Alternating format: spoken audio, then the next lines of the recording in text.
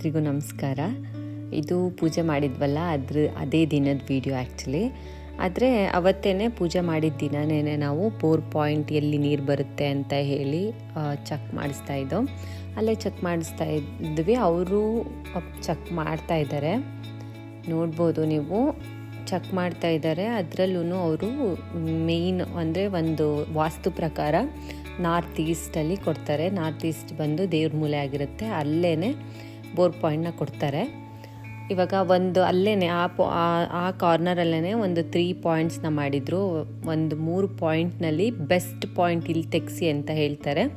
ಹಾಗೆಯೇ ಅವರು ಒಂದು 600ರಿಂದ ಒಂದು 900 ಅಡಿ ಆಗುತ್ತೆ, ಬರುತ್ತೆ ನೀರ್ದೇನು ಪ್ರಾಬ್ಲಮ್ ಇಲ್ಲ. ಈ ಕಡೆ ಎಲ್ಲ ನೀರು ಬರುತ್ತೆ, ನೀವು ಕೊರೆಸಿ ಬರುತ್ತೆ ನೀರು ಅಂತ ಹೇಳಿದರು. ಹಾಗೆಯೇ ಅವರು ಕೆಲವು ಸ್ಟೆಪ್ಸ್ನ ಹೇಳ್ತಾರೆ. ಅಂದರೆ ಲೈಕ್ ಒಂದು 100 200 ನೀರು ಬಂದಾಗ ಅದನ್ನು ಕನ್ಸಿಡರ್ ಮಾಡಿಬಿಡಿ, ಅದು ಸರ್ಫೇಸ್ ವಾಟರ್ ಆಗಿರುತ್ತೆ. ಅದೇನಾದರೂ ಬರಗಾಲದಲ್ಲಿ ಡ್ರೈ ಆಗಿಬಿಡುತ್ತೆ.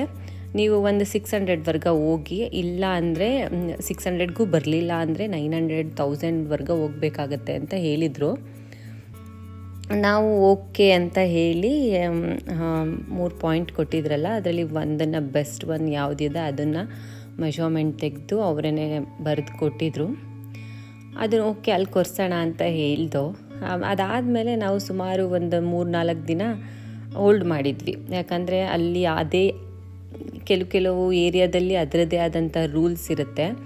ಸೊ ಅದೆಲ್ಲ ಒಂದು ಸ್ವಲ್ಪ ವಿಚಾರಿಸ್ಕೊಂಡು, ಮತ್ತು ಅಕ್ಕಪಕ್ಕದವರು ಇವಾಗ ಬೋರ್ ಕೊರೆಸಿರ್ತಾರಲ್ವ, ಅವ್ರನ್ನೆಲ್ಲ ಸ್ವಲ್ಪ ಯಾವ ಅಡಿನಲ್ಲಿ ನಿಮಗೆ ನೀರು ಸಿಕ್ತು, ಎಷ್ಟು ಅಡಿ ಕೊರೆಸಿದ್ದೀರಾ, ಯಾವ ರೀತಿ ಈ ಕಡೆ ಎಲ್ಲ ಅಂತ ವಿಚಾರಿಸ್ಕೊಳ್ಳೋದಷ್ಟೇ ನಮ್ಗೆ ಟೈಮ್ ತೊಗೊಂತು.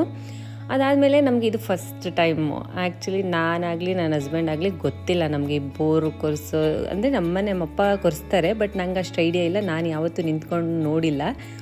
ಅದರಲ್ಲಿ ನನ್ನ ಹಸ್ಬೆಂಡ್ ಅಂತೂ ಇಲ್ಲವೇ ಇಲ್ಲ, ಅವರು ಯಾವುದೇ ರೀತಿ ಈ ಥರ ಎಕ್ಸ್ಪೀರಿಯೆನ್ಸ್ ಇರಲಿಲ್ಲ ಅವ್ರಿಗೆ. ಅದಕ್ಕೆ ಅಪ್ಪನ ಕರ್ಸೋಣ ಅಂತ ಅಂದ್ಕೊಂಡ್ವಿ. ಅಪ್ಪ ಹೇಳಿದ್ರು, ಇಲ್ಲ ನನಗೆ ಇಲ್ಲೊಂದು ಸ್ವಲ್ಪ ಕೆಲಸ ಇದೆ ಊರಲ್ಲಿ, ನೀವು ಅದೇನು ಮಾಡಿ ಅಂತ ಹೇಳಿದ್ರು. ಅದರಿಂದ ಅವರು ಬರೋಕ್ಕಾಗಲಿಲ್ಲ. ಹಾಗಂತ ಹೇಳಿ ಇವಾಗ ಹೋಲ್ಡ್ ಮಾಡೋಕ್ಕಾಗಲ್ಲ, ಸುಮ್ಮನೆ ಟೈಮೆಲ್ಲ ವೇಸ್ಟ್ ಆಗುತ್ತಲ್ವ ಅಂತ ಹೇಳಿ ಆಲ್ರೆಡಿ ಪೂಜೆ ಮಾಡಿ ಒಂದು ವಾರದ ಹತ್ರ ಆಗ್ತಾಯಿದೆ.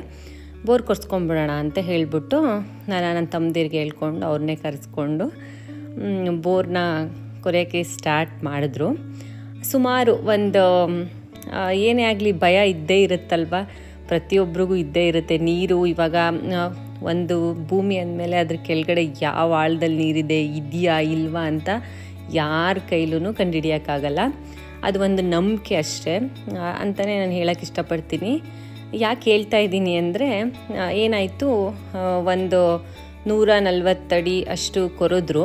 ಅಲ್ಲಿವರೆಗೆ ಪಸಿ ಇತ್ತಂತೆ, ಅಂದರೆ ಅಷ್ಟು ಹಾರ್ಡ್ ಸಾಯಿಲ್ ಇರಲಿಲ್ಲ ಅಂತೆ. ಅಲ್ಲಿವರೆಗೆ ಕೊರೆದ ಮೇಲೆ ಅವರು ಕೇಸಿಂಗ್ ಹಾಕ್ಕೊಂಡು, ಸ್ಟ್ರಾಟ ಸಿಕ್ಕಿದ ಮೇಲೆ ಅವರು ಕೇಸಿಂಗ್ನ ಹಾಕ್ಕೊಂಡು, ಅದಾದಮೇಲೆ ಬೋರ್ನ ಕೊರೆಯೋಕ್ಕೆ ಮತ್ತೆ ಸ್ಟಾರ್ಟ್ ಮಾಡ್ತಾರಂತೆ. 140 ಅಡಿಗೆ ಏನು ಕೊರೆದಿದ್ರು ಅವರು, ಅಷ್ಟಕ್ಕೆ ಇಷ್ಟು ಲೆಂತ್ ಕೇಸಿಂಗ್ ಅಂತ ಹಾಕ್ತಾರವರು. ಅದು ಹಾಕಿದ್ಮೇಲೆ ನೀರು ಬರಲಿಲ್ಲ ಅಂದರೆ ಅಕಸ್ಮಾತು ಆ ಕೇಸಿಂಗ್ ಅಮೌಂಟ್ ಪೇ ಮಾಡಲೇಬೇಕು. ಒಂದು ಲೆಂತ್ಗೆ 10,000. ನಮ್ಮದು ಒಂದು 8 ಲೆಂತ್ ಬರುತ್ತೆ ಅಂತ ಹೇಳಿದರು. 8 ಲೆಂತು ಮತ್ತು 10,000 ಅಂದರೆ ಇಂಟು 10,000 ಮಾಡಿದ್ರೆ 80,000 ಬರೀ ಕೇಸಿಂಗ್ ಆಗುತ್ತೆ. ಅಕಸ್ಮಾತ್ ಇನ್ ಕೇಸ್ ನೀರು ಬರಲಿಲ್ಲ ಅಂದರೆ ಅದು ನಮಗೆ ಅಮೌಂಟ್ ರೀಫಂಡ್ ಆಗಲ್ಲ, ಅವ್ರು ವಾಪಸ್ ಕೊಡಲ್ಲ, ಮತ್ತು ಆ ಕೇಸಿಂಗ್ ಕೂಡ ಎತ್ಕೊಳ್ಳಲ್ಲ, ಅವರು ಅಲ್ಲೇ ಬಿಡ್ತಾರೆ ಅಂತ ಹೇಳಿದ್ರು. ಅದಕ್ಕೇ ನನ್ನ ಹಸ್ಬೆಂಡು ಅಲ್ಲಿಗೆ ಸ್ಟಾಪ್ ಮಾಡಿಸಿದ್ರು. ಒಂದು 2 hours ಮಾರ್ನಿಂಗ್ ಒಂದು 8 o'clockಗೆ ಅವರು ಸ್ಟಾರ್ಟ್ ಮಾಡಿದ್ದಾರೆ ಕೊರಿಯೋಕ್ಕೆ. ಸುಮಾರು ಒಂದು 10 ಗಂಟೆ ಹಂಗೆಲ್ಲ ಇವಾಗ ಸಿಕ್ಕಿದೆ, ಅದು ಸ್ಟಾರ್ಟ ಸಿಕ್ಕಿದೆ. ಬಟ್ ಅಲ್ಲಿ ಏನಾಗಿದೆ, ಕೇಸಿಂಗ್ ಹಾಕಿದ್ರೇ ನಾವು ಕಂಟಿನ್ಯೂ ಮಾಡೋದಪ್ಪ, ಆಮೇಲೆ ಅದು ಅಮೌಂಟ್ ರೀಫಂಡ್ ಇಲ್ಲ ಅಂತ ಹೇಳಿದ್ದಾರೆ. ನನ್ನ ಹಸ್ಬೆಂಡ್ ಫುಲ್ ಭಯ, ಆಲ್ಮೋಸ್ಟ್ 1 ಲಕ್ಷ ಆಗುತ್ತೆ, ಹೆಂಗಿದು ಇವಾಗ ನೀರು ಬರಲಿಲ್ಲ ಅಂದರೆ ನನಗೆ 1 ಲಕ್ಷ ಲಾಸ್ ಆಗುತ್ತಲ್ಲ ಇನಿಷಿಯಲಿ ಅಂದ್ಬಿಟ್ಟು ಏನು ಮಾಡಿದ್ದಾರೆ, 2 hours ಸ್ಟಾಪ್ ಮಾಡಿಸ್ಬಿಟ್ಟಿದ್ದಾರೆ. Full discussion start. ಮತ್ತೆ ಅಕ್ಕಪಕ್ಕದ ಮನೆಗೆ ಹೋಗಿ ಅಲ್ಲಿ ವಿಚಾರಿಸ್ಕೊಂಡು, ಫ್ರೆಂಡ್ಸ್ ಹತ್ರ ವಿಚಾರಿಸ್ಕೊಂಡು, ಎಲ್ಲರ ಹತ್ರನೂ ವಿಚಾರಿಸ್ಕೊಂಡು, ಅದೂ ಬೋರ್ ಕೊರೆಯೋರೇ ಹೇಳ್ತಾ ಇದ್ದಾರೆ, ನೀರು ಬರುತ್ತಪ್ಪ, ಏನಿಲ್ಲ ಈ ಕಡೆ ಎಲ್ಲ ಪ್ರಾಬ್ಲಮ್ ಇಲ್ಲ, ತುಂಬ ಮಾಡಿದ್ದೀವಿ, ಕೊರೆಸಿ ಏನಾಗಲ್ಲ, ಒಳ್ಳೆಯದಾಗುತ್ತೆ ಅಂತ ಹೇಳಿದ್ರೂ ನಂಬಿಕೆ ಇಲ್ಲ. ಯಾಕಂದರೆ ಭಯ 1,00,000 ಅಂದರೆ ₹1 ಇಂಪಾರ್ಟೆಂಟ್ ಆಗುತ್ತೆ ಅಂಥದ್ರಲ್ಲಿ 1,00,000 ಲಾಸ್ ಮಾಡ್ಕೊಳ್ಳೋದು ಅಂದರೆ ತುಂಬ ದೊಡ್ಡ ಮಾತಲ್ವ. ಅದಕ್ಕೋಸ್ಕರ ಹೋಲ್ಡ್ ಮಾಡಿಸಿದ್ರು. ಅದಾದಮೇಲೆ ನಾನು ಹೋದೆ. ಆ್ಯಕ್ಚುಲಿ ನನ್ನ ಮಗಳನ್ನ ಬಿಟ್ಟು ಸ್ಕೂಲಿಗೆ ಬಿಟ್ಟು ನಾನು ಹೋದ್ಮೇಲೆ ಇಲ್ಲ ಕಣೆ ನಿಲ್ಲಿಸ್ಬಿಡ್ತೀನಿ ಅಂತ ಇದ್ದಾರೆ.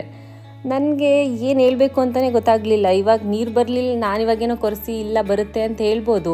ನೀರು ಬರಲಿಲ್ಲ ಅಂದರೆ ಸುಮ್ಮನೆ ಪ್ರಾಬ್ಲಮ್ ಆಗುತ್ತಲ್ಲ ಅಂತ ಹೇಳಿಬಿಟ್ಟು ಮತ್ತೆ ಇಬ್ಬರು ಸ್ಟಾರ್ಟ್ ಮಾಡಿದ್ವಿ. ಫುಲ್ ಇಬ್ಬರು ಡಿಸ್ಕಷನ್ಸು, ಮತ್ತು ಅಕ್ಕಪಕ್ಕ ಮನೆಗೆ ಹೋಗೋದು, ಮತ್ತು ಅವ್ರಿಗೆ ಫೋನ್ ಮಾಡೋದು, ಇವ್ರಿಗೆ ಫೋನ್ ಮಾಡೋದು ಎಲ್ಲ ಮಾಡೋಕ್ಕೆ ಸ್ಟಾರ್ಟ್ ಮಾಡಿದ್ವಿ.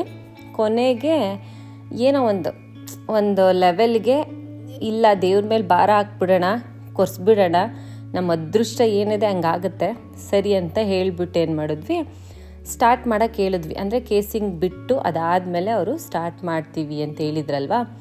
ಸೊ ಅದು ನೀರು ಬರಲಿಲ್ಲ ಅಂದ್ರೂ ರಿಫಂಡ್ ಆಗೋಲ್ಲ. ಓಕೆ ಆಯಿತು, ಇವಾಗ ಸ್ಟಾರ್ಟ್ ಮಾಡಿ ಕೊರಿಯೋಕ್ಕೆ ಅಂತ ಹೇಳಿಬಿಟ್ಟು ಸರಿ ಆಯ್ತು ಅಂದ್ಬಿಟ್ಟು ಅವ್ರು ಕೇಸಿಂಗ್ ಬಿಟ್ಟು ಸ್ಟಾರ್ಟ್ ಮಾಡಿದ್ರು. ಸುಮಾರು 165 ಅಡಿಗೂ ಏನೋ ಸ್ವಲ್ಪ ವಾಟರ್ ಬಂತು, ಕಡಿಮೆ ವಾಟರೇ ಸ್ವಲ್ಪ ಬಂತು. ಅದಾದಮೇಲೆ ಕೊರಿತಾನೇ ಇದ್ದಾರೆ, ಭಯ ಆಗ್ತಾನೇ ಇದೆ, ಏನೋ ಎಂತೋ ನೀರು ಬರುತ್ತೋ ಇಲ್ವೋ ಅಂತೆಲ್ಲ ಫುಲ್ ಟೆನ್ಷನ್ ಸ್ಟಾರ್ಟ್ ಆಗಿತ್ತು. ಅದ್ರ ಮಧ್ಯ ನಾವೇನು ಮಾಡಿದ್ವಿ ಅಂದರೆ ಒಂದು ಸ್ವಲ್ಪ ನನ್ನ ಮಗಳದು ಸ್ಕೂಲು 1 ಗಂಟೆಗೆ ಬಿಡೋದಿತ್ತು. ಅಲ್ಲಿ ಕರ್ಕೊಂಬರೋಣ ಇನ್ನು ಇಲ್ಲಿಗೇನೆ ಅಂತ ಹೇಳ್ಬಿಟ್ಟು ಏನು ಮಾಡಿದ್ವಿ, ಹೊರಟ್ವಿ. ಅಲ್ಲಿಂದ ಹೋಗಿ ಅವಳನ್ನ ಕರ್ಕೊಬಂದರು. ಇನ್ನೂ ಕೊರಿತಾನೇ ಇದೆ, ನೀರು ಬಂದಿಲ್ಲ. ಪಾಪ ನಮ್ಮಪ್ಪನೂ ಫೋನ್ ಮಾಡಿ ಈ ಥರ ಮಾಡಿಸಿ ಆ ಥರ ಮಾಡಿಸಿ ಅಂತ ಸಾಕಷ್ಟು ಐಡಿಯಾಗಳನ್ನ ಕೊಡ್ತಾನೇ ಇದ್ದರು. ಹಾಗೆ ಮಾತಾಡ್ತಾ ಇದ್ದೆ ನಾನು.